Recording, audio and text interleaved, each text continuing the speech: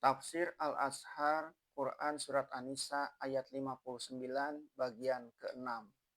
Kesimpulan, dua ayat 58 dan 59 dari surah An-Nisa adalah dasar yang dipimpinkan oleh Allah dengan wahyu sebagai pokok pertama di dalam mendirikan sesuatu kekuasaan atau sesuatu pemerintahan.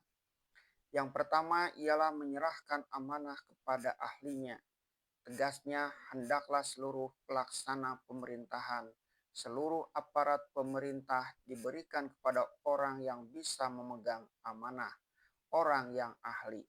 Hak yang pertama ialah kepada rakyat, atau dalam istilah agama pada umat.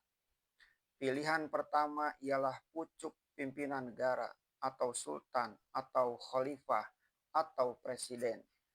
Angkatan orang banyak yang pertama ialah dengan baiat. Orang banyak berjanji pula akan tetap memegang amanah. Setelah dia terpilih, dia pun diberi kewajiban oleh Allah menyerahkan atau menunaikan amanah kepada ahlinya pula. Tidak pandang pilih kasih anak atau keluarga. Setelah itu hendaklah dia menegakkan keadilan. Kalau menghukum di antara manusia, hendaklah menghukum dengan adil. Apakah ada pemisahan di antara pelaksanaan pemerintahan dengan kehakiman atau trias politika? Ini tidak dibicarakan oleh Al-Quran. Ini adalah menilik perkembangan masyarakat itu sendiri.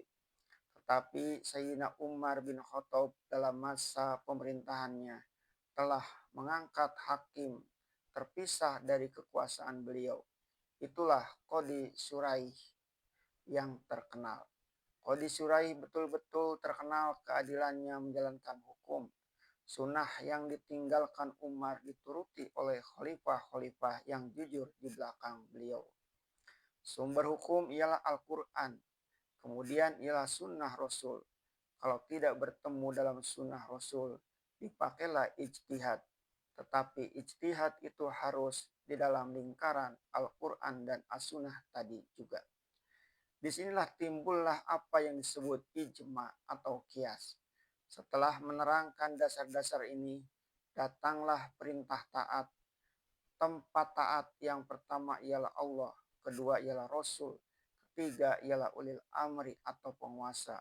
Penguasa itu hendaklah minkum daripada kamu. Dia berkuasa karena kamu percayai atau amanah, dan dia berkuasa karena kamu pilih. Dia dari kalangan kamu sendiri. Tadi sudah diterangkan bahwa dasar mereka memerintah ialah perintah Allah dan sunnah Rasul.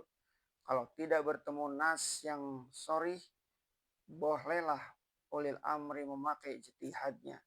Tetapi di ayat 59 ditegaskan bahwa kalau terjadi perselisihan, hendaklah dikembalikan kepada Allah dan Rasul juga. Hal yang demikian terjadi kalau ijtihad ulil amri tidak sesuai dengan pendapat umum atau dirasa jauh dari pangkalnya. Hal ini tentu dimusyawarahkan bersama karena ulil amri yang datang minkum sama-sama Islam tidak mungkin akan dengan sengaja membuat keputusan yang membawa selisih. Apalagi telah dipulangkan kepada firman Allah dan sunnah Rasul. Perselisihan itu akan hilang dengan sendirinya. Sebab musyawarah adalah pokok prinsip yang tidak boleh ditinggalkan sama sekali. Di dalam surah yang memakai nama musyawarah sampai pun kepada suatu pemerintahan ialah orang-orang yang patuh akan panggilan Allah, mendirikan sholat dan segala urusan mereka musyawaratkan di antara mereka, dan mereka pun suka mengorbankan harta benda untuk kebajikan. Surah Asy-Syura ayat 28. Pendeknya, tidak akan terjadi selisih yang akan membawa pecah belah, asal tidak ada yang menyeleweng dari tujuan bersama. Dan kalau ternyata ada yang sengaja menyeleweng, bugotlah namanya dan sudah boleh diperangi. Surah Al-Hujurat ayat 9. untuk menjaga jangan sampai ditimba mara bahaya yang berlarut-larut karena berlainan pendirian. Akan bertemu kelak pada surah An-Nisa ini juga yang tidak menyetujui cita Islam itu buat menjadi pemimpinnya sehingga orang beriman tersingkir.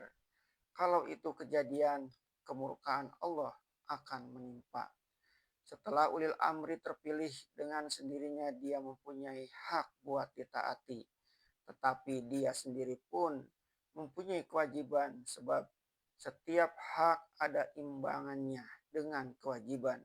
Supaya dia ditaati, dia mesti menjalankan sepanjang Al-Quran dan As-Sunnah dan ijtihad yang tidak terlepas dari dalam rangka Al-Quran dan As-Sunnah.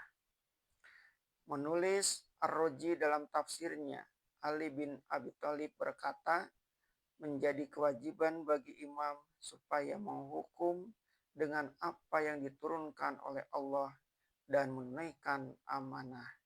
Dan apabila imam telah berbuat demikian, menjadi kewajiban pula lah atas rakyat supaya mendengarkan dan mematuhi. Az-Zamakhsyari di dalam Al-Kasyafnya menulis, ulil amri minkum ialah amir-amir yang menjalankan kebenaran.